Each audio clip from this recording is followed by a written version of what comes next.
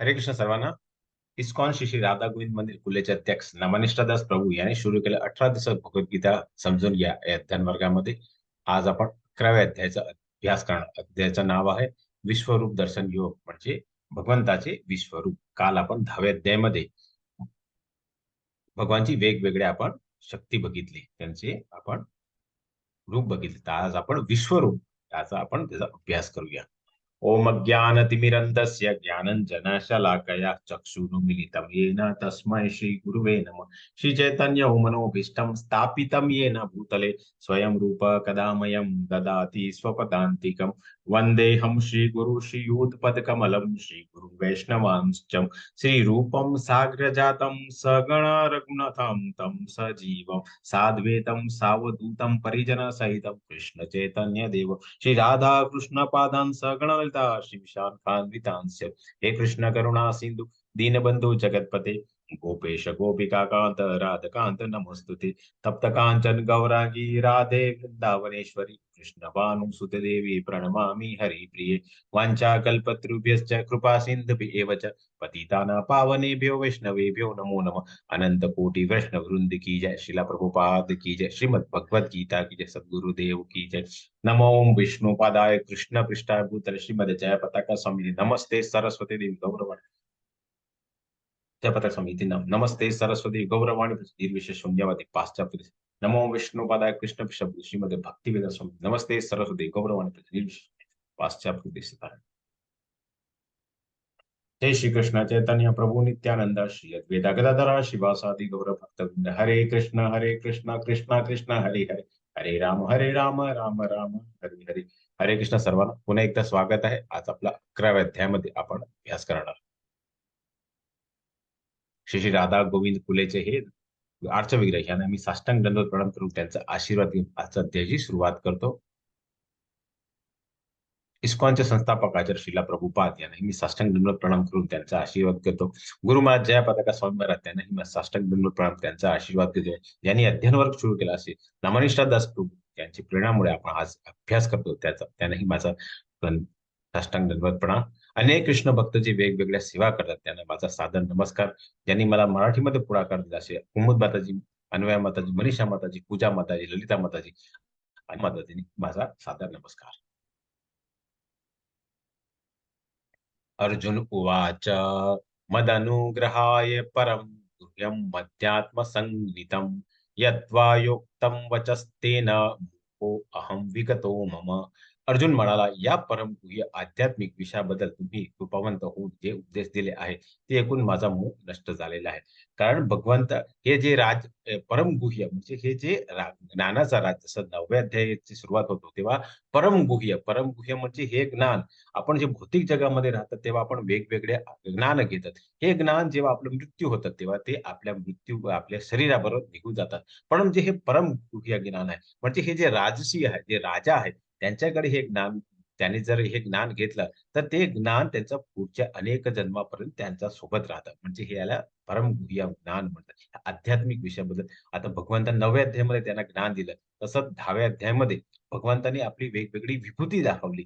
आणि आता आज आपण विश्वरूप बघणार आहे. तर ते ऐकून अर्जुनाचा मोह नष्ट झालेला आहे, असा या श्लोकाचा तात्पर्य आहे.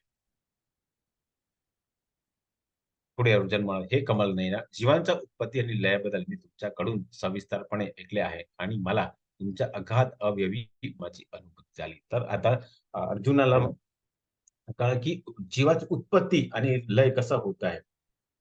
आणि हे आता भगवान श्रीकृष्ण त्याला सांगितलं आणि ते ऐकून त्याला अगाध अव्ययी महात्म्याची अनुभूती झालेली आहे. तर आता पुढे अर्जुन म्हणतो, हे पुरुषोत्तम, हे परमेश्वर, तुम्ही स्वतः वर्णन केल्याप्रमाणे तुम्हीच मूळ स्वरूप मी जरी माझ्या समोर राहत असेल तर या प्रकृती सृष्टी कसे प्रविष्ट झाले आहेत ते मी पाहू इच्छितो. जसं आपण अभ्यास केला आहे की भगवानचं जेव्हा विस्तरण होतं भगवान श्रीकृष्णाचं, तेव्हा पहिल्या महातत्व ज्याला आपण कारणोदक्षा विष्णू म्हणतो, म्हणजे सगळ्या कारणाचे कारण, त्याला कारणोदक्षा विष्णू. नंतर जेव्हा ही प्रकृती भौतिक सृष्टीची निर्मिती होते तेव्हा ती कुठेतरी गर्भ असायला पाहिजे. कारण तिथूनच एक नवी सृष्टीची नवी जीवची उत्पत्ती होते. त्याला गर्भोदक्षा विष्णू म्हणतात. आणि जेव्हा प्रत्येक जीव जो जिवंत आहे त्याच्या शरीरामध्ये, हृदयामध्ये जे आत्मा राहतो त्याला आपण शिरोधक्षाय विष्णू म्हणतात. तर आता इथे या या श्लोकामध्ये आता अर्जुनाने इच्छा केली आहे, की आता तुम्ही प्रकृतीमध्ये सृष्टीमध्ये कसे प्रविष्ट होतं ते आता ते पाहू पाहू इच्छितो, असा या श्लोकामध्ये अर्जुनाने भगवान श्रीकृष्णाला प्रश्न केलेला आहे. आता त्याच्यावरती भगवंत काय उत्तर देतात हे आपण अभ्यास करूया. हे प्रभू, मी तुमचं विश्वरूप पाहण्याचे शक्य आहे असे जर तुम्हाला वाटत असेल तर हे योगेश्वर तुम्ही कृपा ते आपले अमर्यादित विश्वरूप मला दाखवा. तर आता भगवंताने वेगवेगळं ज्ञान दिले आहे, भगवंताने आपली विभूतीही दाखवली, पण आता अर्जुनाने त्याच्या विश्वरूप भगवंताचं जे विश्वरूप पाहण्याची इच्छा व्यक्त केली आहे. म्हणून त्याला अर्जुनाने सांगितलं की जर तुम्हाला असं वाटेल की मी त्यासाठी जर त्याची योग्यता असेल, जर मी त्याच्यासाठी पात्रता असेल, माझी पात्रता असेल, तर तुम्ही हे मला तुमचं जे अमर्यादित विश्वरूप आहे, हे तुम्ही दाखवा, असं या श्लोकाचा तात्पर्य आहे. पुढे 11.5 मध्ये भगवान म्हणाले, "हे अर्जुना, आता माझे ऐश्वर्य पहा. अलौकिक आणि नाना वर्णांनी अशी माझी शस्त्रवती रूप आहे." शस्त्रमध्ये अनेक हजारो त्यांचे रूप आहे, असं या श्लोकाचा तात्पर्य. पुढे भगवान म्हणतात, "हे अर्जुना, तू जे काही पाहू इच्छितोस ते माझ्या या देहामध्ये पहा. तू आता जे काही पाहू इच्छितोस आणि भविष्यात तुला जे काही पाहण्याची इच्छा असेल, ते सर्व हे विश्वरूप प्रकट करू शकते शकते. संपूर्ण चराचर या एकाच ठिकाणी स्थित आहे." तर हे भगवंताने का सांगितलं? कारण आपण आता भौतिक जगामध्ये राहतात आणि आपण बघितलं, की प्रत्येक शहरामध्ये, प्रत्येक गावामध्ये वेगवेगळे बाबा आणि स्वामी आता झालेले आहेत आणि ते स्वतःला ते भगवान म्हणतात. तर भगवान म्हणजे कोण? त्यांचं विराट स्वरूप ते दाखवू शकतात का? जर असे जे लोक असतात त्यालाच आपण भगवान असं म्हणू शकतात. म्हणून आता भगवंताने अर्जुनाला सांगितलं, की आता माझ्या हे देहामध्ये तुझ्या आता माझ्या या देहामध्ये पहा, तू आता जे काही पाऊस आणि भविष्यात, कारण ते आता भौतिक जग आता कलियुग आहे. कारण भगवान श्रीकृष्ण अर्जुन द्वापर युगामध्ये आले होते. पण कलियुग आहे तो ढोंगीपणाचा आहे. म्हणून इथे भगवंताने त्याने भविष्यामध्ये जे काही पाहायची इच्छा आहे, ते विश्वरूप प्रकट करणार आहे. आणि जे चराचर आणि एकच ठिकाणी चर आणि अचर हे सर्व जे वेगवेगळे जीव आहेत, सर्व भौतिक प्रकृतीमध्ये जे काही आता निर्मिती झाली आहे, ते मध्ये प्रत्येक ठिकाणामध्ये ते भगवंत आहे. कारण प्रत्येक गोष्टी चराचर की अचल वस्तू हे सर्वांमध्ये 5 तत्व असतात आणि आपण 8व्या अध्यायामध्ये अभ्यास केला होता, की भगवंताची जी शक्ती आहे, त्याच्यामध्ये पृथ्वी, जल, अग्नी, वायू आणि आकाश हे जे 5 तत्व आहेत, ते प्रत्येक वस्तूमध्ये असतात. म्हणून भगवंत प्रत्येक गोष्टीमध्ये कसे प्रविष्ट होतात, त्याच्यावरती आता आपण भगवान काय म्हणतात ते आपण अभ्यास करूया. परंतु तू माझ्या वर्तमान नेत्राने मला पाहू शकणार नाही. म्हणून मी तुला दिव्य नेत्र प्रदान करतो. माझे योग ऐश्वर्य पहा. तर आता आपण भौतिक जगामध्ये राहतात आणि काही असे पिक्चर असं सिनेमामध्ये येतात जे 3D असतात. तर त्याच्यासाठी आपल्याला एक वेगळा चष्मा लागतो. आणि हा चष्मा आहे. तसंच हा जो चष्मा आहे म्हणजे हे दिव्य नेत्र आहे. ते कोणाला दिले तर भगवान श्रीकृष्णाने अर्जुनाला दिले. कारण आपण जे वर्तमान आपलं जे नेत्र आहे, त्यामध्ये आपण बघू शकत नाही. तर आपण भौतिक जगामध्ये राहतो. जेव्हा आपल्याला आजारीपण येतं, तेव्हा आपण काय करतो? ब्लड टेस्ट करतात. ब्लड टेस्ट करून आपण लॅबमध्ये पाठवतात आणि ते सर्व मायक्रोस्कोपमध्ये बघतात, की आपला आता सध्या डेंग्यू आहे, त्याच्यापुढे कोरोना होता आणि आता अ, आता जे काही अ, काही स्त्री असतात, ते गर्भस्थ असतात. तर त्याच्या गर्भामध्ये काय आहे, ते त्याच्यासाठी आपल्याला सोनोग्राफी वगैरे पाहिजे. म्हणजे ती आपण आपले वर्तमान आपले जे साधे नेत्र आहेत, ते आपण बघू शकत नाही. त्याच्यासाठी आपल्याला एक विशेष मशीन पाहिजे, काही विशेष आपल्याला नेत्र पाहिजे. तसंच इथे भगवंताने सांगितलं, की भगवंताचं जे ऐश्वर्य आहे, जे विश्वरूप आहे, ते वर्तमान नेत्रामध्ये वरचून बघू शकणार नाही. भगवंताने त्याला एका विशेष म्हणजे दिव्य नेत्र दिलं, त्यांच्या ऐश्वर्या बघायसाठी. ते काय आहे आणि त्याचं वर्णन काय आहे ते आता आपण पुढे अभ्यास करूया. तर हे सर्व आता जसं पहिल्या अध्यायामध्ये पहिल्या दिवशी पहिल्याच श्लोकामध्ये आपण अभ्यास केला होता, की हे जे भगवद्गीता जी बोललेली गेली होती ना, हे सर्व कुठे तर महाभारतच्या युद्धामध्ये 2 दिन सैन्याच्या मध्ये अर्जुन आणि कृष्णाचा संवाद आहे. हे सर्व दिव्य चक्षु असं संजयला दिले होते आणि ते आपले राजा धृतराष्ट्र सांगत होते ते की ते कुरुक्षेत्रामध्ये काय काय घडलेलं आहे. इथेच आता 9व्या अध्यायामध्ये पुढे संजय म्हणतात, संजय उवाच एवं मुक्ता ततो राजन् महाभोगेश्वर हरिः दर्शमास्य ददार्थत परमं शुभमेश्वरम. संजय म्हणाला, हे राजा, या प्रकारे बोलून महायोगेश्वर पुरुषोत्तम भगवंताने अर्जुनाला आपले विश्वरूप दाखवले. जसे इथे वर्णन करतात की संजयाने आपल्या राजाला सांगितलं की असे बोलून महायोगेश्वर पुरुषोत्तम भगवंत अर्जुनाला आपले विश्वरूप. तर तुम्ही हे चित्रामध्ये बोलतात आणि पाठीमागे भगवंताने आपलं विश्वरूपही इथे तुम्ही चित्रामध्येही बघू शकता. तर आता आता ऐश्वर्य जे भगवंताने जे आपला विश्वरूप दाखवलं त्याचं वर्णन आता संजय कसं करतात ते आपण आता पुढे अभ्यास करूया. तर आता अर्जुनाने या विश्वरूपात असंख्य मुख तुम्ही इथे चित्रामध्ये बघू शकता. भगवंताचे अनेक असंख्य मुखे आहेत. जसं सहस्त्र आपण पुढे अभ्यास केला की सहस्त्र त्यांचे रूप आहे. तर असंख्य मुखे आहेत, असंख्य नेत्र आहेत, असंख्य अद्भुत दृश्य पाहिले. हे रूप अनेक अलौकिक अलंकाराची विकसित झाले आणि अनेक दिव्य शस्त्र सज्ज झालेले आहेत. तर तिथे तुम्ही चित्रामध्ये बघू शकता. तर प्रत्येक जो शरीर आहे ते प्रत्येकाचे वेगवेगळे त्यांचे हे आहे अलंकार आहे आणि वेगवेगळ्या शस्त्रामध्ये पण एका हातामध्ये कोणाच्या गदा आहे, तर दुसऱ्यामध्ये चक्र आहे, तिसऱ्यामध्ये शंख आहे, नंतर कमळ आहे. हे वेगवेगळ्या त्यांचे शस्त्र त्यांच्याकडे होते. ते वेगवेगळ्या शस्त्र ते सजलेले आहे आणि या विश्वरूपात अनेक दिव्य वस्त्र आणि माळा धारण तुम्ही चित्रामध्येही बघू शकतात, की प्रत्येक गडामध्ये वेगवेगळ्या त्यांच्या माळा आहेत आणि वस्त्रही त्यांचे प्रत्येक शरीरामध्ये वेगवेगळे आहेत. आणि अनेक दिव्य सुगंधी द्रव्याचा शरीर लेप दिला आहे. तर आपण भौतिक जगामध्ये राहतात आणि तेव्हा आपल्याला आपण वेगवेगळ्या आपण सुगंधीचे इत्तर असतात. तर आपण जे स्प्रे वगैरे असतात. तर तसेच अनेक सुगंधी द्रव्याचा लेप भगवंताच्या शरीरावर लाभलेला होता. आणि विश्वरूपाचा बाबत सर्वच अद्भुत, तेजस्वी, अनंत आणि सर्वव्यापी आहे. कारण भगवंत जसा काही वेळा आम्ही सांगितलं होतं, की भगवान कधी जन्माला येत नाही. भगवान अवतीर्ण होतं. जसं आपण 4थ्या अध्यायामध्ये मी तुम्हाला सांगितलं, की भगवान कधी जन्माला येत नाही. भगवान अवतीर्ण होतं. कारण ते अनंत आहे आणि ते सर्वव्यापी आहे. म्हणून ते सर्वात अद्भुत आहे, तेजस्वी आहे, अनंत आणि सर्वव्यापी आहे. असं या 2 श्लोकाचं तात्पर्य. पुढे भगवान म्हणतात, की पुढे अजून आकाशमध्ये एकाच वेळी जर 1000 सूर्याचा उदय झाला, तर कदाचित त्यांचे तेज भगवंताच्या विश्वरूप तेजाची बरोबरी करू शकत नाही. आपण भौतिक जगामध्ये राहतात आणि आपण जेव्हा सकाळी एक साधारण पावणे 7 ते 7:30 च्या मध्ये सूर्य उदय होतं, तेव्हा अंधारा जो आहे तो पूर्ण नष्ट होऊन जातात. जर एकच सूर्याचा इतका जर प्रकाश असेल आणि जसा अंधारा निघून जात असेल, तर भगवंताचं ऐश्वर्य काय आहे, तर अनेकच वेळी 1000 सूर्य.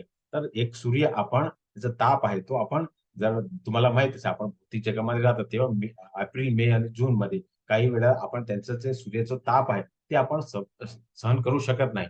तर आकाशामध्ये आता जे विश्वरूप दर्शन जे दाखवलेलं आहे, त्याच्यात एकाच वेळी 1000 सूर्याचा उदय झाला, तरी कदाचित त्यांचा तेज भगवंताच्या विश्वरूपातील तेजाचा बरोबर करू शकल नाही. असं इथे या श्लोकामध्ये अर्जुनाने वर्णन केलेलं आहे. त्याचंच वर्णन संजय आणि आपल्या राजा धृतराष्ट्रला केलं आहे. असं या श्लोकाचा तात्पर्य आहे. पुढे 13व्या श्लोकमध्ये म्हणतात, की त्यावेळी अर्जुनाने भगवंताच्या विश्वरूपमध्ये एकाच ठिकाणी स्थित असलेल्या, परंतु अनेक अनंत ग्रहामध्ये विभागले ब्रह्मांडाची विस्तृत रूप पाहिले. तर आपण 8व्या अध्यायामध्ये आपण वेगवेगळ्या ग्रहाचा आपण अभ्यास केला होता. ब्रह्मांडाचे वेगवेगळे अभ्यास केला होता. तर इथे या श्लोकामध्ये हेच वर्णन केले आहे, की अर्जुनाने भगवंताचे विश्वरूप अनेक ठिकाणी स्थित असले, परंतु अनंत ग्रह अनंत म्हणजे आपण फक्त एक ग्रहाचा आपल्याला माहित आहे. तसे अनेक जवळ-जवळ 14 लोक आहेत. तसंच अनेक ग्रह, अनेक ब्रह्मांड आहेत. त्या विस्तृतमध्ये त्यांनी पाहिलं असं या श्लोकामध्ये अर्जुनाने वर्णन केलेलं आहे. त्यानंतर भ्रमित आणि आश्चर्यचकित होऊन अंगावर रोमांच भरले अर्जुन प्रणाम करण्यासाठी नतमस्तक झाला आणि हात जोडून त्याने भगवानाची प्रार्थना करायचा प्रारंभ केला. तर विश्वरूप बघून आता अर्जुन भ्रमित झाला आहे. कारण असं कधी कोणी बघितलं नाही. कारण आजपर्यंत भगवान श्रीकृष्णाने असे आपलं जे विश्वरूप आहे, ते कोणाला दाखवले नाही. फक्त आता प अ, पहिल्यांदाच हे विश्वरूप दाखवलेलं आहे आणि त्या जे विश्वरूप बघून आता अर्जुन भ्रमित झालाय आणि आश्चर्यचकित होऊन त्यांच्या अंगावर रोमांच म्हणजे तिचे केस उभे झालेले आहेत, उभारलेले, आणि अर्जुन प्रणाम करायसाठी नतमस्तक झाला. कारण जेव्हा, जसं मी तुम्हाला एक साधा उदाहरण भौतिक जगाचं दिलं, तर आपण जेव्हा काही जे लोक आहेत, जे खेड्या गावामध्ये राहतात, जर आपण त्यांना अमेरिका की दुबईमध्ये जर घेऊन गेलं, तिथे जर आपण त्यांना वेगवेगळ्या मोठ्या-मोठ्या बिल्डिंग दाखवल्या, तर ते कसे आश्चर्यचकित होणार. कारण तसले खेड्या गावामध्ये जर त्यांच्या गावामध्ये जर मोठी बिल्डिंग नसणार, तर ते कसं आश्चर्यचकित होऊन जातात, कसे भ्रमित होऊन जातात. तसंच इथे अर्जुनाची मनस्थिती झाली आहे. कारण असं कधी त्याने विश्वरूप कोणाचं बघितलं नव्हतं. आणि भगवंतानेही आपला विश्वरूप कोणाला दाखवलं नव्हतं. म्हणून तो भ्रमित झाला आणि आश्चर्यचकित होऊन त्याने अंगावर रोमांच उभारलेला आहे आणि प्रणाम करण्यासाठी नतमस्तक झाला आणि हात जोडून त्यानं भगवंताची प्रार्थना करण्याचे प्रारंभ केलं. असा या श्लोकाचा तात्पर्य आहे आणि तुम्ही चित्रामध्येही बघू शकता.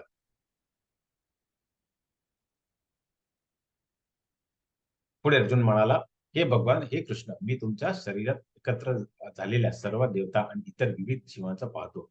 कमलास कमलासनावर बसलेल्या ब्रह्मदेवांना तसेच भगवान शंकर, सर्व ऋषी आणि अलौकिक सर्वांची मी तुमच्या देहामध्ये पाहतो." तर इथे चित्रामध्ये तुम्ही वेगवेगळे भगवंताचे अनंत स्वरूप आहे. ते इथे तुम्ही चित्रामध्येही बघू शकता. पुढे अर्जुन म्हणालो, की मी शरीरात एकत्र झाल्या सर्व देवता म्हणजे कोण आहे? तर भगवान श्री शंकर, ब्रह्मदेव. कारण जेव्हा आपण 8व्या दिवशी 8व्या अध्यायाचा अभ्यास केला होता, जेव्हा आपण गोलोका चार्टचा अभ्यास केला, तिथे आपण जे भूलोकमध्ये राहतात त्याच्यावरती आणखीन 6 लोक आहेत. प्रत्येक त्याच्यावरतीचा पहिला जो लोक आहे, त्याला ब्रह्मलोक म्हणतात. आणि ब्रह्म कुठून आला तर ते गर्भोदक विष्णूच्या नाभीहून झालेला आहे. त्यांचा जन्म झालेला आहे. आणि ब्रह्माचा एक आयुष्य आपण 4थ्या अध्यायामध्ये अभ्यास केला होता. त्यांचं आयुष्य 100 वर्षाचं आहे. तर इथे भगवान शंकर, ब्रह्मदेव, सर्व ऋषी आणि अलौकिक सर्पांचं मी तुमच्या देहामध्ये पाहतो. तर इथे चित्रामध्ये ज्यांना आपण भगवान म्हणतात, हे सर्व इथे सर्व भगवंताच्या देहामध्ये आपण आता अर्जुनाने बघितलं. असं वर्णन 15व्या श्लोकमध्ये केलं. पुढे अर्जुन म्हणे, "हे विश्वेश्वर, हे विश्वरूप, तुमच्या देहामध्ये मी अमर्यादित आणि सर्वत्र पसरलेल्या असंख्य भुजा, उदर, मुख आणि नेत्र पाहतो आणि तुमच्यामध्ये मला आदी, मध्य आणि अंत काही दिसत नाही." तर या श्लोकामध्ये अर्जुनाने भगवंताचे जे देह अमर्यादित आणि सर्वत्र असंख्य भुजा म्हणजे त्यांच्यात तुम्ही बघू शकता. ते अनंत आहे, असंख्य आहे. भुजा, उदर म्हणजे त्यांचे पोट, नंतर मुख, तोंड आणि नेत्र पाहतो आणि तुमच्यामध्ये मला आदी म्हणजे भगवान, जसं मी तुम्हाला काय सांगितलं, की भगवान तर अवतीर्ण होतात. त्यांचा जन्म आणि मृत्यू होत नाही. म्हणजे ते आदी, मध्य आणि अंत काहीच त्यांना दिसत नाही. कारण ते कधी जन्माला येत नाही. ते अवतीर्ण असल्यामुळे ते त्यांच्यामध्ये कधी आदी, मध्य आणि अंत नाही. आपण भौतिक जगामध्ये येतो आणि आपला जन्म होतो, तेव्हा आपण एक बाळ म्हणून जन्मायचं. नंतर काही वर्ष आपण राहतात. नंतर आपण मध्य वय होतं आणि शेवटचे आपला आजारपण येतं आणि आपला मृत्यू होतो. म्हणजे आपल्यामध्ये आदी, मध्य आणि अंत असतात. पण भगवानचं सर्व दिव्य आहे. ते अवतीर्ण असल्यामुळे, शाश्वत असल्यामुळे त्यांचं आदी, मध्य आणि अंत काही दिसत नाही. असं या श्लोकामध्ये अर्जुनाने वर्णन केलंय. पुढे 17व्या श्लोकमध्ये तुमचे रूप अनंत तेज पुंज असलेले ते पाहणे कठीण आहे. हे तेज प्रज्वलित अग्नी किंवा सूर्याच्या अपरिमित तेजाप्रमाणे सर्वत्र व्यापलेले आहे. तरी अनेक मुकुट, गदा आणि चक्रांनी शोभित झाले हे कांतिमान मी सर्वत्र पाहत आहे. जसं मी तुम्हाला सांगितलं, की भगवंताच्या प्रत्येक जे चतुर्भुज आपण जे बघतात त्याच्यामध्ये काय असतं, तर भगवंतामध्ये एका हातामध्ये गदा असतं, चक्र असतं, एक कमळ असतं आणि एक बासुरी असते. तर हे भगवंताचे चतुर्भुज आहे. तर इथे या श्लोकामध्ये अर्जुनाने सांगितलं, की तुमचे अनेक अत्यंत तेज पुंज असलेल्या ते पाहणे कठीण आहे. कारण आपण भौतिक जगामध्ये राहतात. आपले नेत्र सामान्य असल्यामुळे आपण हे बघू शकत नाही. हे तेज प्रज्वलित अग्नी किंवा सूर्याच्या अपरिमित तेजाप्रमाणे सर्वत्र व्यापलेले आहे. कारण जसं मी तुम्हाला सांगितलं, की जर एक सूर्य उदय होतो, तेव्हा आपल्याला किती तेज आपल्याला प्रत्येक भौतिक जगामध्ये मिळतं. तर इथे असंख्य रूपामध्ये किती तेज असेल असं इथे अर्जुनाने वर्णन केलंय. पुढे म्हणतात, की तरी अनेक मुकुट, गदा आणि चक्राने शोभित झाले हे कांतिमान मी सर्वत्र पाहो. कारण भगवंताचे विश्वरूप जे दाखवले त्याच्यात अनेक त्यांनी रूप दाखवलेले आहेत. त्याच्यामध्ये प्रत्येक मुखावरती प्रत्येक मुखावरती एका मुकुट आहे.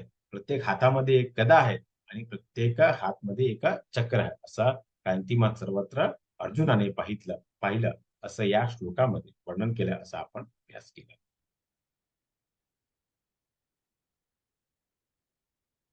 पुढे म्हणतात की तुम्ही परम परम अक्षरज्ञ आहात. या संपूर्ण विश्वाचे परम आश्रयस्थान तुम्ही आहात. तुम्ही अव्ययी आणि पुरातन आहे. तुम्ही शाश्वत धर्माचे पालक पुरुषोत्तम भगवान आहे, हे माझे मत आहे. तर आता विश्वरूप बघितलं आणि नंतर आता अर्जुनाने वर्णन केलं की तुम्ही परम अक्षर ने, अक्षर म्हणजे जसं क्षर होत नाही, ने म्हणजे ते आपलं ध्येय म्हणतात आहेत. हा संपूर्ण विश्व परम आश्रयस्थान तुम्ही आहेत. जसं आपण काही काही अध्यायामध्ये अभ्यास केला होता. भगवान भगवान माळाचा जो दोरा आहे तिच्यासारखे आहे सर्व वस्तू. जसं माळामध्ये आपल्याला दोरा दिसत नाही, परंतु जे मोती आहेत ते कुठे येतात, ते दोऱ्यावरती अवलंबित असतात. तर असं इथे प्रत्येक जे जीव आहे ते भगवानचं आश्रयस्थान आहे. तुम्ही अव्ययी आणि पुरातन आहे, कारण त्यांचं आदी मध्य आणि अंत नाही, म्हणून ते अव्ययी आणि पुरातन आहे. तुम्ही शाश्वत धर्माचे शाश्वत म्हणजे त्याचा कधी जन्म होत नाही, तसं ते शाश्वत आहे. आणि तुम्ही पुरुषोत्तम म्हणजे सर्व पुरुषांमध्ये जो उत्तम आहे त्याला पुरुषोत्तम म्हटलेलं आहे, असं अर्जुनाने मत केलेलं आहे. पुढे 19व्या श्लोकमध्ये तुम्ही आदी मध्य अंत रहित आहे, असं मी तुम्हाला सांगितलं. तुमचा महिमा अगाध आहे, कारण भगवंताचे विश्वरूप मध्ये वेगवेगळे त्यांचे हे ऐश्वर्य आहे. आपण कालच्या अध्यायामध्येही आपण भगवंताची वेगवेगळी विभूती बघितली, म्हणजे त्यांचा महिमा अगाध आहे. तुम्हाला असंख्य बाहू आहेत, जसं इथे तुम्ही चित्रामध्ये बघू शकता. सूर्य, चंद्र तुमचे नेत्र आहेत. तर इथे तुम्ही चित्रामध्ये जे भगवंताची शक्ती आहे, सूर्य आणि चंद्र हे भगवंताचे डोळे आहे आणि ते त्यांची शक्ती आहे. तुमच्या मुखातून बाहेर पडणार अग्नी संपूर्ण विश्वाला तेजाचा तुमच्या तेजाने तप्त करीत असल्याने मी पाहतो. का इथे तुम्ही चित्रामध्येही बघू शकता. आणि इथे वर्णनही केलेलं आहे की त्यांच्या मुखातनं पडणार अग्नी संपूर्ण विश्वाला तुमचा तेजाने, कारण भगवंताचं एक नेत्र सूर्य असेल तर दुसरा त्यांचा चंद्र आहे. कारण का सूर्य आपल्याला अ, हे सूर्य आपल्याला जे अंधार आहे ते नष्ट करून टाकतो. पण चंद्रामुळे आपल्याची जे काही भाजी आहे, जे काही फळ आहे, त्याचा रस आहे, त्याच्यामध्ये जो चव आहे तो चंद्रामुळे येतो. म्हणजे भगवंताचे जे दोन नेत्र आहेत त्याच्यामुळे हे भौतिक जगाचं पालन होतं. पुढे अर्जुन म्हणतात, तुम्ही एक एकटाने संपूर्ण आकाश, ग्रह, लोक आणि त्यांच्या मध्ये सर्व दिशा व्याप्त केली आहेत. हे महात्मा, तुमचे हे उग्र आणि अतिशय अद्भुत रूप पाहून सर्व ग्रहलोक अतिशय व्यथित झालेले आहे. कारण आपण फक्त एक ग्रहामध्ये राहतात आणि एका भूलोकामध्ये राहतात. तर हे जे बघून आता संपूर्ण आकाश, ग्रहलोक आणि त्यांचे मधले सर्व दिशा म्हणजे जे आपली 4 दिशा आहेत, नंतर बाकीचे जे 2 दिशामधलं जे एक दिशा असतात, हे सर्व व्याप्त केला आहे आणि तुमचे उग्र आणि अतिशय अद्भुत आहे. कारण भगवंताचे ऐश्वर्य अनंत आहे. हे पाहून सर्व ग्रहलोक अतिशय व्यथित झाले आहे. कारण त्यांनी कधी असा त्यांचा विश्वरूप बघितला नव्हता. तुम्ही इथे चित्रामध्येही बघू शकता. ते प्रत्येक वेगवेगळे अस्त्र त्यांच्या हातामध्ये आहेत आणि त्यांच्या डोक्यावरती वेगवेगळे सर्प पण आहेत. पुढे म्हणतात की सर्व देवतागण तुम्हाला शरण देऊन तुमच्यामध्ये प्रवेश करीत आहेत. त्यापैकी काही अत्यंत भयभीत जलामुळे हात जोडून तुमची प्रार्थना करीत आहे. महर्षीगण आणि सिद्धगण स्वस्ती शांत असे म्हणून वैदिक स्तोत्रांनी गायन करून तुमची स्तुती करत आहे. तर आता वेगवेगळ्या जे लोक आहेत सर्व आता कुठे आहेत, सर्व भगवंताच्या श्रेणीला गेलेले आहेत. देवतागण तुमच्या श्रेणीला गेले आणि त्यापैकी काही अत्यंत भय, कारण जेव्हा विश्वरूप बघितलं आणि जेव्हा आपले मृत्यू होतं तेव्हा किती भय होतं. कारण जेव्हा आपल्याला मृत्यू जेव्हा येतात तेव्हा असं म्हटलेलं गेलं आहे आणि काही लोकांनी असं सांगितलेलं आहे की जेव्हा एका 100 जेव्हा आपल्याला रस मारतो इतका आपल्याला त्रास होतो. तसंच हे सर्व भयभीत होऊन जे वेगवेगळे देवी देवता आहेत, हे भयभीत होऊन त्यांच्या शरीराला जातात. ते भगवंताचे हात जोडून प्रार्थना करतात. महर्षीगण आणि सिद्धगण असे म्हणून वेद सुद्धा गायन करून तुमची स्तुती करतात. हे विश्वरूप बघून हे महर्षी आणि सिद्धगण सुद्धा भगवंताची स्तुती करतात, असा या श्लोकाचं तात्पर्य आहे. पुढे रुद्रगण, आदित्यगण, वसुगण साध्यगण, विश्वदेव, अश्विनी कुमार, मरुदगण, पितृगण, गंधर्व, यक्षगण, असुर आणि सिद्ध देवताही विस्मित होऊन तुम्हाला पाहत आहेत. कारण असं कधी भगवंताने कोणाला विश्वरूप दाखवलं नव्हतं. हे सर्वांना आता या श्लोकाचा तात्पर्यामध्ये आपण अभ्यास केला, की हे सर्वांनाही भगवंताने आपलं विश्वरूप दाखवून त्यांनी विस्मित केलेलं आहे. असा या श्लोकाचा तात्पर्य आहे.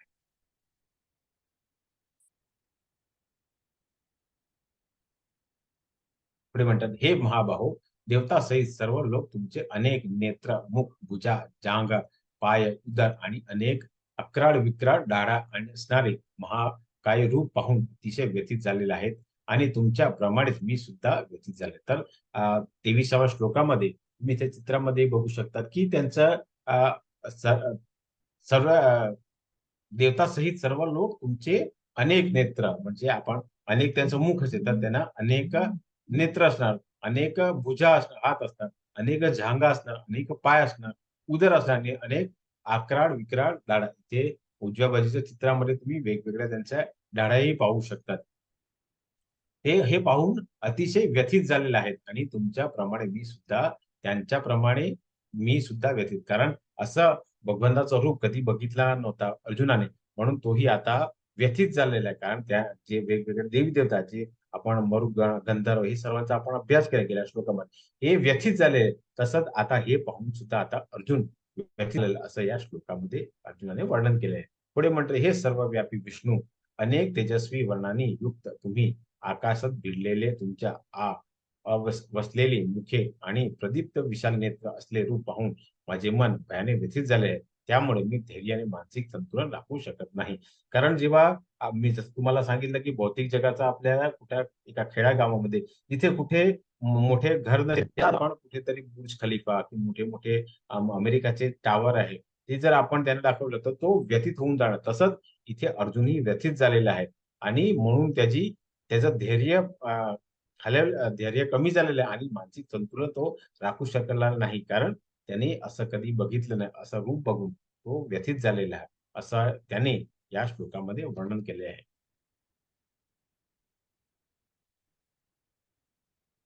पुढे म्हणतात, की स्वपक्षीय राजासहित सर्व राजपूत, भीष्म, द्रोण, कर्ण आणि आमच्या पक्षातले मुख्य योद्धा पण तुमच्या मुखात त्वरित प्रवेश करीत आहे. काही जण तुमच्या दातामध्ये अडकून त्यांच्या मस्तकांचा चुराडा झाल्याचा मला दिसत आहे.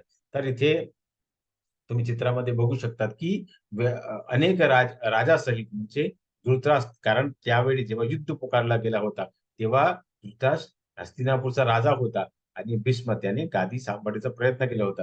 द्रोण हेही हस्तिनापूरचे गुरु होते. कर्ण त्याला दुर्योधनाने एका राज्य दिलं होतं आणि आमचे पक आणि आमचे पक्षातले मुख्य योद्धा, काही जे योद्धा होते, तुमच्या मुखात त्वरित प्रवेश करीत आहेत. कारण भगवान सर्वांचे बीज प्रदान कर सर्वांचे अ, अ, जन्म आपले परमपिता आहे. म्हणून आपण जिकडनं आपण ज्यांच्याकडून आपण येतात त्यांच्याकडे आपल्याला परत जायचं असतं. परंतु आपण मायादेवीच्या मुळे आपण भौतिक जगामध्ये अडकलेले असतात. कारण आपल्याला वेगवेगळे इंद्रिय भोगायचे असते. म्हणून आपण तिकडे पोहोचू शकत नाही. परंतु त्यावेळी द्वापर युगामध्ये अनेक लोकांनी वेगवेगळ्या चांगले यज्ञ आणि तपस्या केल्यामुळे ते आता भगवंताच्या मुखात प्रवेश करतात आणि काही जण तरी भगवंताच्या दातामध्ये अडकून पडलेले आहे आणि काहींचा मस्तकाचा चुराडा झाला असा अर्जुनाने बघितलं असा या 2 श्लोकामध्ये त्यांनी वर्णन केले आहे. पुढे म्हणतात, ज्याप्रमाणे नद्याचे अनेक प्रवाह समुद्रात प्रवेश करतात, त्याचप्रमाणे हे सर्व महान युक्ते प्रज्वलित होऊन तुमच्या मुखामध्ये प्रवेश करतात. जसं आपण भौतिक जगामध्ये बघतात, की जेव्हा पाऊस येतो तेव्हा अनेक नदी नवी सुरुवात होते. परंतु ते काय होतं, ते शेवटची समुद्रामध्ये प्रवेश करतात. तसंच इथे ह्या विश्वरूपामध्ये अर्जुनाने बघितलं, की अनेक महान योद्धाही सर्व काय आहे, ते प्रज्वलित होऊन तुमच्या मुखामध्ये. तर किती तो महान योद्धा असेल, परंतु भगवान श्रीकृष्ण सर्वव्यापी असल्यामुळे, आपल्या सर्वांमध्ये हृदयामध्ये रचल्यामुळे, आपण त्याचे पुत्र असल्यामुळे, आपण त्यांचं मुलं असल्यामुळे, आपण शेवटची भगवंताकडे जावं लागतं. म्हणून ते त्यांच्या मुखात प्रवेश केला, असं वर्णन इथे या श्लोकामध्ये अर्जुनाने केले असं आपण अभ्यास करूया.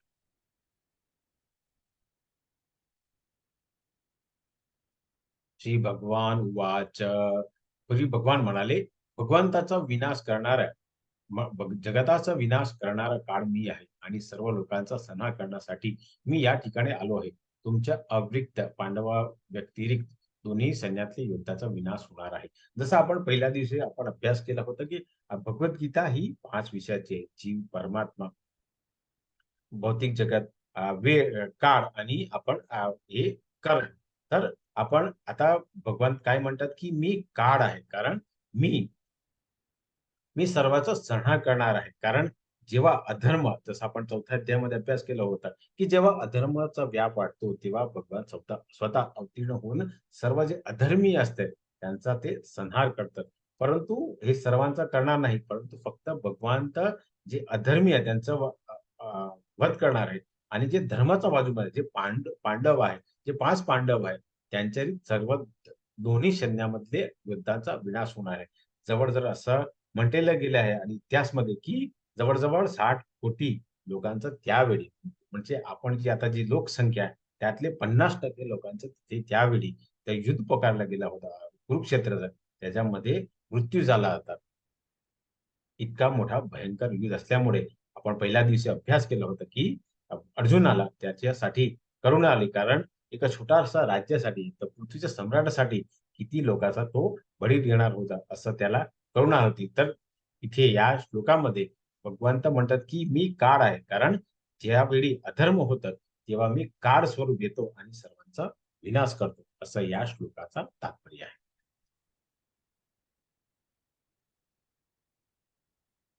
पुढे भगवान म्हणतात, की म्हणून उठ, युद्धास तयार हो आणि यश प्राप्ती कर. शत्रूवर विजय मिळव आणि समृद्धी राज्याचा भोग घे. माझ्या योजनेचा त्याच्या पूर्वीच मृत्यू झाला आहे आणि हे सर्व साची सव्यसाची युद्धामध्ये तू केवळ निमित्त मात्र होऊ शकतं.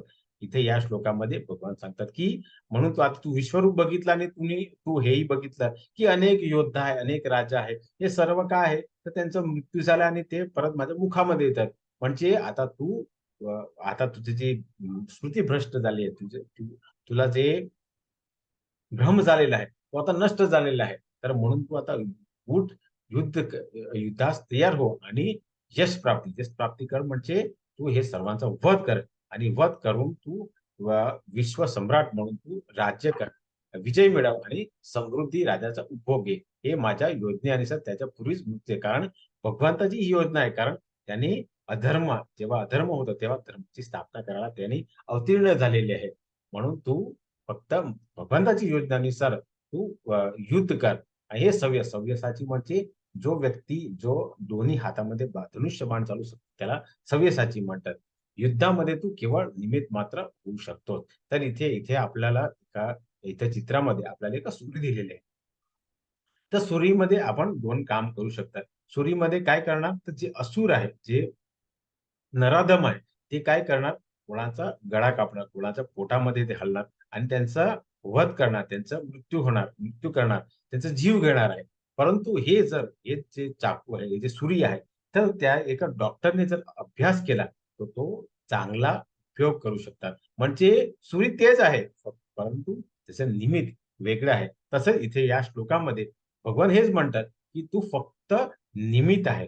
माझी सर्व योजना मी केलेलीच आहे." असा या श्लोकाचा, या चित्राचं तात्पर्य आहे. पुढे भगवान म्हणतात, "द्रोण, भीष्म, कर्ण आणि इतर महान योद्धांनाही मी पूर्वीच मारलेले आहे. म्हणून तू त्यांचा वध कर आणि व्यथित होऊ नकोस. केवळ युद्ध कर. यामुळे युद्धामध्ये तू शत्रूवर विजय प्राप्त करू शकशील." जसं आपण दुसऱ्या अध्यायामध्ये अभ्यास केला होता, की भगवंताने सांगितलं, की तू फक्त देहांचा तू वध करतो. तू आत्माचा वध करू शकत नाही. जसं आपण सांगितलं, "देहिनोऽस्मिन् यथा देहे कौमारम यौवनम्." कारण आपला जो देह आहे, तो एका बाळापासून आपण तरुण आणि आपण म्हातारपणी येतं. तर आपला जो देह आहे तो परिवर्तनशील आहे. म्हणून आपण जर कोणाचं अर्जुनाने जर त्याचे अ, अ, हे जे वध केलं द्रोण, भीष्म, कर्ण आणि इतर महान योद्धांचा, तर हे पूर्वीच भगवंताने त्यांना मारलेलं आहे. कारण शरीराचा वध करू शकत, आत्माचा वध करू शकत नाही. म्हणून तू घाबरू नकोस, असं या श्लोकामध्ये भगवंतांनी सांगितलं. आपण दुसऱ्या अध्यायामध्ये अभ्यास केला होता. यामुळे युद्धामध्ये तू शत्रूवर विजय प्राप्त करू शकणार. कारण जेव्हा तुम्ही शत्रूवर, कारण जे अधर्मी आहे त्याच्यावर प्राप्त केला, तर तुला पृथ्वीचा सम्राट पण मिळणार, असं या श्लोकाचं तात्पर्य आहे. आणि म्हणून भगवान म्हणतात की माझी योजना आहे, म्हणून तू या जे सर्वांना, कारण तू जर द्रोण हे त्याचे गुरु होते, भीष्म हे त्याचे पितामह होते, आणि कारण त्याचा मोठा भाऊ आहे. आणि आपण भौतिक जगामध्ये राहतात तेव्हा आपण बघतात की आपण ते आपल्यापेक्षा वयाने मोठे असतात, त्याला जर आपला पाय सुद्धा लागतो तर आपण त्यांना पण पाया पडतात. त्यांना आपला आपण आशीर्वाद घेतात. त्यांना आपण नमस्कार करतात. पण इथे भगवंतांनी त्याला मारायलाच आहे. त्याचा वध करायला सांगितलं. म्हणून त्याला असं वाटलं, पहिल्या अध्यायामध्ये आपण अभ्यास केला होता, की त्यांना पाप प्रतिक्रिया होणार असं त्याला वाटत होतं. पण इथे भगवान म्हणतात, की मी त्यांनी पूर्वच मारलेलं आहे. म्हणून तू त्यांचं वध कर आणि व्यथित होऊ नकोस. कारण त्यांची ही योजना आहे. असं या श्लोकाचं तात्पर्य आहे. पुढे आता संजय म्हणाला, संजय धृतराष्ट्र म्हणाला, "हे राजन, भगवंताकडून हे वचन ऐकून थरथर कापणारा अर्जुन हात जोडून पुन्हा पुन्हा नमस्कार केला. अत्यंत भयभीत झालेला अर्जुन सद्गीत स्वरात भगवान श्रीकृष्ण असे म्हणाले."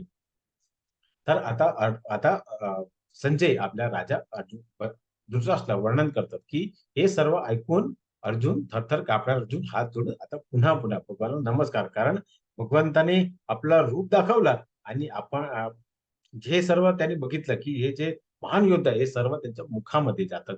तर तू जर त्याने जर जे काही योद्धा आहे, महान योद्धा द्रोण, कर्ण आणि भीष्म यांचा जर वध केला, तर हे पहिलेच भगवंताने त्याचा वध केलेलाच आहे. फक्त तू निमित्त म्हणून हो. म्हणून तो आता भगवंताला नमस्कार करतो. अर्जुन म्हणाला, "हे ऋषिकेशा." ऋषिकेशा म्हणजे ज्याने आपल्या इंद्रियावरती नियंत्रण केले आहे. जो इंद्रियाचा स्वामी आहे, याला ऋषिकेश म्हणतात. तुमच्या नामस्मरण संपूर्ण जगत हर्षोल्लास होते आणि सर्व लोक तुमच्यावर अनुरूप होतात. सिद्ध पुरुष जरी तुम्हाला नमस्कार करीत असेल, तरी राक्षस भयभीत होऊन इतस्त पडत आहेत. हे सर्व योग्यच घडत आहे. तर इथे पुढे त्यांनी हेच वर्णन केले आहे, भगवंताचं वर्णन केले आहे. पुढे म्हणतात, "हे महात्मा, ब्रह्मदेवापेक्षा श्रेष्ठ असे आदी सृष्टीकर्ता तुम्ही आहात.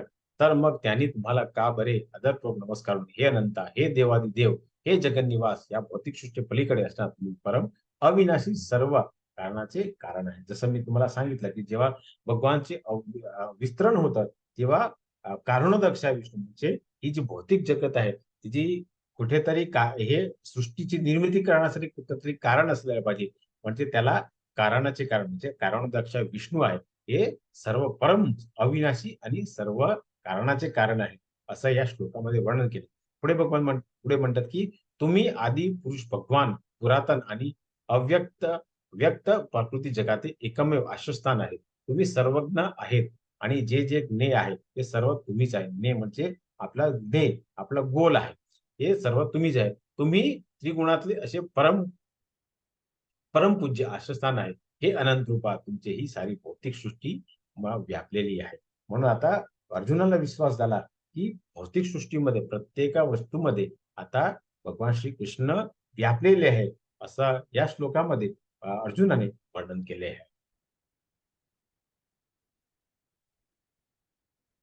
पुढे अर्जुन म्हणतो, "मी तुम्हाला तुमच्या महिमा न जाणता माझा मित्र म्हणून हे कृष्ण, हे यादव, हे मित्र असे अनादर संबोधले आहे.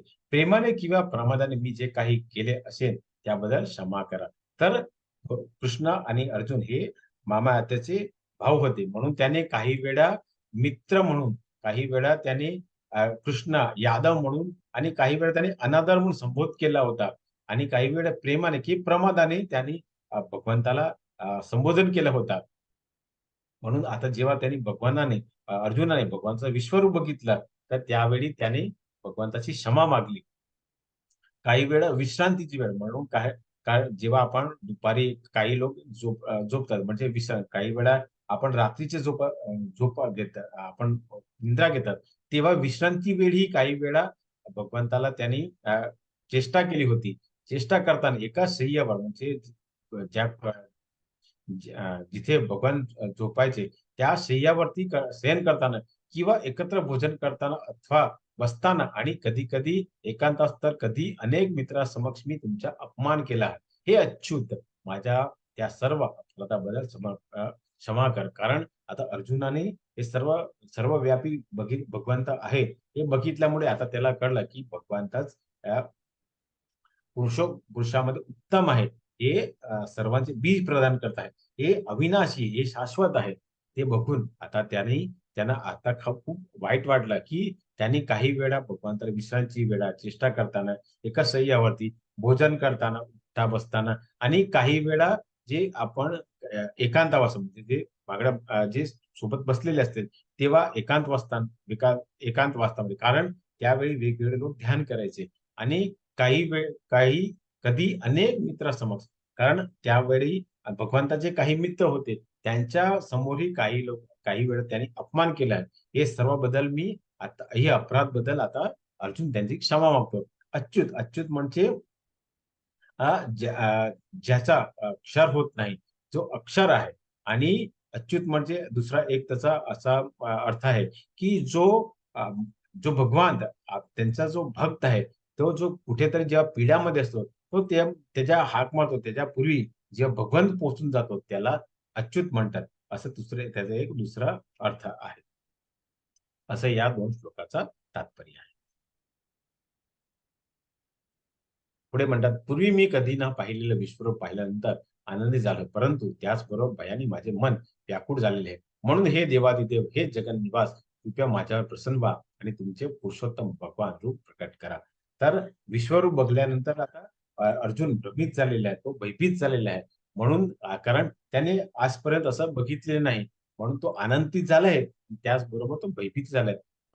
आणि पुढे म्हणतात, की हे देवादिदेव कृपया माझ्या प्रसन्न व्हा आणि तुमचे पुरुषोत्तम बघा.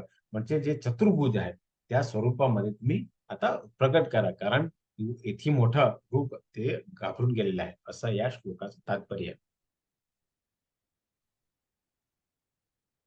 ते इथे तुम्ही चित्रामध्ये बघू शकता, की भगवंताच्या हे चतुर्भुज आहे. त्याच्यामध्ये एका हातामध्ये चक्र आहे, दुसऱ्या हातामध्ये कमळ आहे, तिसऱ्या हातामध्ये गदा आणि चौथ्या हातामध्ये शंख आहे. म्हणजे चतुर्भुज आपण हे भगवंताचं स्वरूप आहे. तर इथे या श्लोकामध्ये हे भगवान म्हणाले, "हे अर्जुना, मी तुझ्यावर प्रसन्न होऊन माझे अंतरंग शक्ती ह्या प्रकृती जगात हे परमश्रेष्ठ विश्व तुला दाखवलं. तुझ्या यापूर्वी तुझ्या या वाचून पूर्वी कोणत्याही अनंत तेजोमय आणि आद्य रूप पाहिले नाही. कारण आपण बघितलं, की भगवंताने पहिल्यांदाच कोणाला विश्वरूप दाखवलेलं आहे. असं या श्लोकामध्ये भगवंताने वर्णन केलं आहे, की असं जे विश्वरूप आहे, ते पहिल्यांदाच अर्जुनाला दाखवले आहे. आणि पुढे म्हणतात, "हे कुरु प्रवीर" कुरु म्हणजे कुरु जो कुरु कुरुचा जो हा वंश आहे, त्यांचा एक मनुष्य म्हणून अर्जुन आहे. तर कुरु प्रवीर तुमच्या पूर्वी माझे हे विश्वरूप कोणताही पाहिले नव्हते. कारण विद्याने, यज्ञाने, दानाने, पुण्यकर्माने किंवा उग्रतप करण्याने मला विराट रूपात या भौतिक जगामध्ये पाहणं शक्य नाही. तर इथे भगवान हेच म्हणतात, की तुम्ही कितीही अध्ययन केलं, किती तुम्ही वेगवेगळ्या जे आपण पुस्तक आहेत, त्याचं अध्ययन केलं, यज्ञ केलं, तुम्ही किती दान केलं, पुण्यकर्म केलं, की तप केलं, तरीही त्यांना विराट सुख मिळणार नाही. तुम्हाला जास्तीत जास्त तुम्हाला द्विभुज नाही तर चतुर्भुज तुम्ही बघू शकतात. कारण भगवानचं विश्वरूप तुम्ही बघू शकता. त्यांचे जे अनेक भुजा, अनेक उदर आहे, अनेक मुख आहेत, ते कधी बघू शकणार नाही. असं या श्लोकामध्ये भगवंताने अर्जुनाला सांगितलेलं आहे. पुढे म्हणतात, "माझे हे भयंकर रूप पाहून तू व्यथित आणि भ्रमित झाला आहे. आता तू हे रूप मी समाप्त करतो. हे मद्भक्त सर्व क्लेशातून मुक्त हो. तुला जे रूप पाहण्याची इच्छा आहे, ते रूप तू आता शांत चित्ताने पाहू शकतात." तर भगवंताने आपलं विश्वरूप जे हे आता समाप्त केलं आहे आणि आता भगवंत चतुर्भुज म्हणून इथे प्रकट झालेले आहे आणि पुढे ह्याचं वर्णन काय करतात ते आता आपण अभ्यास करूया. तर संजय धृतराष्ट्र म्हणाला, भगवान श्रीकृष्ण याप्रमाणे बोलून अर्जुनाला आपले मूळ चतुर्भुज आपण गेल्या चित्रामध्ये हे चतुर्भुज आहे. तर चतुर्भुज रूप आणि शेवटची द्विभुज रूप प्रकट केले आणि भयभीत अर्जुन धीर झाला. तर तुम्ही 2 चित्र तुम्ही बघू शकता. तर पहिल्या चित्रामध्ये आपण जे पाठीमागचं चित्र आहे, तो चतुर्भुज आहे. त्याच्या हातामध्ये आपण चक्र, गदा, पद्म आणि शंख आहे. तर हे सर्व चतुर्भुजामध्ये आहे आणि हे द्विभुजामध्ये आता प्रकट झालेले आहे. आणि ते बघून आता अर्जुन धीर झालेला आहे, असं या श्लोकाचा तात्पर्य आहे. पुढे अर्जुनाने जेव्हा श्रीकृष्णाच्या मूळ रूपात पाहिलं, तेव्हा तो म्हणाला, "हे हे जनार्दन, हे अतिसुंदर सुंदर मनुष्य रूप पाहून मी आता शांतचित्त झालो आहे आणि मी आपल्या पूर्वस्थितीत आलो." कारण जेव्हा आपणही कुठेतरी मोठा आपण तर आपण कुठेतरी आपण फिरायला जातो, तर अ, अ, आपण कुठे मेळ्यामध्ये जातो, की कुठे एका बगीच्यामध्ये जातात. तेव्हा एक 5-10 लोक बघतात. पण अचानकच जर 200-500 लोक येतात. कुठेतरी कुठे एका नेत्याची सभा असतात. तिथे आपण जातात, तेव्हा आपण अनेक लोकांना बघतात. काही मंदिरामध्ये जातात. जेव्हा कुठे-कुठे मोठा एक सण असतो, तेव्हा अनेक लोक मंदिरामध्ये जमा जातात. जमा होऊन जातात. तेव्हा काय होतं, तर आपणही जर खूपच लोकांना बघतात, तेव्हा काय होतं, तर आपणही घाबरून जातात. आपणही अशांत होऊन जातात. तसंच मग जेव्हा अर्जुनाने त्याचं विश्वरूप बघितलं, त्याने त्यावेळी तो घाबरून गेला आणि आता त्याने भगवंताने आपलं विश्वरूप समाप्त करून ते चतुर्भुज आणि शेवटचे द्विभुजामध्ये आले. तेव्हा अर्जुन शांत झाला आणि तो आपली पूर्वस्थितीत आला. श्री भगवान म्हणाले, "हे अर्जुन, आता तू माझे जे रूप पाहत असेल, त्याचे दर्शन होणे अतिशय दुष्कर आहे. देवता सुद्धा हे मधुर रूप पाहण्याचे संधी प्राप्त करण्याला नित्य प्रयत्न करतात." तर हे विश्वरूप कोणाला? हे भगवंत फक्त अर्जुनाला दाखवलंय. देवता आणि अनेक लोकांनी प्रयत्न केला तरी त्यांना हे संधी प्राप्त होत नाही. असा या श्लोकामध्ये भगवंताने अर्जुनाला सांगितलं. "हे अर्जुना, मी जसा तुझ्यासमोर उभा आहे, तसेच मला केवळ अनन्य भक्ती योगानेच जाणू शक्य आहे आणि या प्रकारे मला साक्षात पाहत येतो. केवळ याच मार्गाने तू माझ्या रहस्यमय तत्वात प्रवेश करू शकतो." तर इथे या श्लोकामध्ये एक अनन्य भक्ती योग असं लिहिलेलं आहे. अनन्य म्हणजे आणखीन कोणीच नाही, फक्त भगवान श्रीकृष्ण एकच. तर त्यालाच आपण जर त्यांचाच आपण भक्ती केली, खूपच प्रेमपूर्वक आपण त्यांचा जर आपण अध्ययन केला, त्यांची पूजा केली. कारण आपण अ, 9व्या अध्यायामध्ये आपण अभ्यास केला होता, की भगवंत आपले 56 भोगाचे भुके नाही, आपल्या प्रेमाचे, आपल्या भक्तीचे भुके आहे. आपण पत्रम पुष्पम फलम तोय हे आपण अभ्यास केला होता, की भगवंताला आपण प्रेमाने फक्त पत्र म्हणजे तुळशी पत्र, पत्र पुष्पम एका कुठल्यातरी आपल्या घरामध्ये जे एका फूल असतं पत्रम पुष्पम फळं, पत्रम पुष्पम फलम म्हणजे एका घरामध्ये जर साधे एक केळं असतं ते दिलं आणि ते पण जर हे 3 गोष्टी जर आपल्याकडे होत नाही, तर आपण शेवटची जर आपण पाणी सुद्धा अर्पण केलं, हे सर्व भगवंत हे स्वीकार करतात. तर इथे या श्लोकामध्ये भगवान म्हणतात, की अनन्य भक्ती म्हणजे आणखी कुठल्याही देवाची तुम्ही न भक्ती करताना फक्त माझीच भक्ती केली, तर तुम्ही मला जाणणं शक्य आहे आणि ह्या प्रकारे मला साक्षात पाहू शकता. साक्षात भगवानला आपण केवळ ह्याच मार्गातून माझ्या रहस्यमय तत्वात प्रवेश करू शकतो. भगवंताचं रहस्यमय मार्ग कुठला आहे? तर ते अनन्य भक्ती आहे. कारण आपण मी काही वेळा सांगितलं, की आपण जेव्हा आपल्याला धन पाहिजे, तेव्हा आपण लक्ष्मीच्या शरणीला जातो. जेव्हा आपल्याला विद्या पाहिजे, तेव्हा आपण सरस्वतीच्या शरणीला जातो. आणि जेव्हा कुणाला लग्न करायचं, तेव्हा ते शिव पार्वतीच्या शरणीला जातात. परंतु जर आपण भगवंताच्याच शरणीला गेले, जे कारण भगवंत सर्वव्यापी आहे आणि हे आपण फक्त त्यांचीच अनन्य भक्ती जर सेवा केली, तर आपण त्यांना जाणू शकतो. कारण ते बीज प्रदान करणार, ते कारणाचे कारण आहे. ते आपल्या शरीरामध्ये शिरोरक्षा विष्णू म्हणून राहतात. आपल्या आत्मा म्हणून, आपल्या हृदयामध्ये जीव म्हणून राहतात.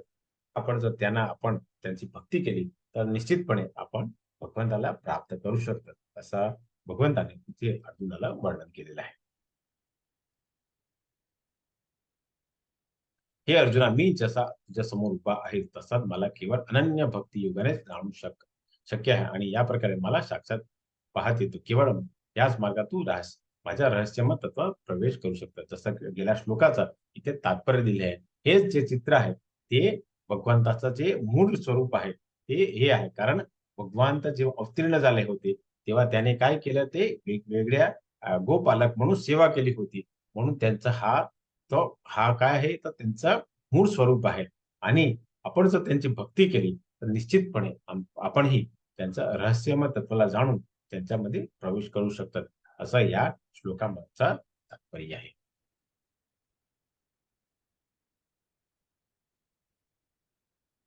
पुढे भगवंत म्हणतात, हे अर्जुना, जो सकाम कर्म आणि तर्कवादीच्या संघातून मुक्त होऊन माझ्या विशुद्ध भक्तीमध्ये संलग्न होतो, जो माझ्या प्रत्यात कर्म करतो, मला आपल्या जीवनात परम लक्ष्य मानतो आणि सर्व प्राणी मात्रांचा मित्रत्वाने वागतो, तो निश्चितपणे मला प्राप्त करू शकतो. जसं मी तुम्हाला काही वेळा सांगितलं, की सकाम कर्म म्हणजे जेव्हा आपण जे काही कर्म करतो, तेव्हा आपण फळाची अपेक्षा करतो, त्याला सकाम कर्म करतात. आणि जे काही आपण काम करतात, तेव्हा काय करतात, आपण तर्क लावतात. तर हे काम केलं तर मला हे फायदा होणार, हे मला लाभ होणार आहे. तेव्हा जेव्हा आपण तर्कवादातून संघातून मुक्त होऊन माझं विशुद्ध भक्तीमध्ये, विशुद्ध म्हणजे आपण कुठल्याही संशय न करता आपण जेव्हा भक्ती करतात, तेव्हा माझ्या प्रित्यर्थाने जसं मी तुम्हाला सांगितलं, की कर्मयोग म्हणजे जे काही कर्म करतात, जेव्हा आपण भगवंताला प्रित्यर्पण करतो, तेव्हा तो कर्मयोग होऊन जातो. म्हणजे जेव्हा आपण भगवंताच्या विष्णूच्या प्रित्यर्पण करतात, तेव्हा आपण आपण भगवंताला जर आपण परम लक्ष मानून जातो आणि प्राणी मात्राच्या मित्रत्वाने वागतो. म्हणजे प्रत्येक जीव जे 84 लक्ष योनी आहे, प्रत्येका हृदयामध्ये भगवान श्रीकृष्ण आहे. जर ते आपण जाणून घेतलं आणि आपण जर त्यांनाही मित्राद्वारे वागतो, तर निश्चितपणे आपण भगवंताला प्राप्त करू शकतो.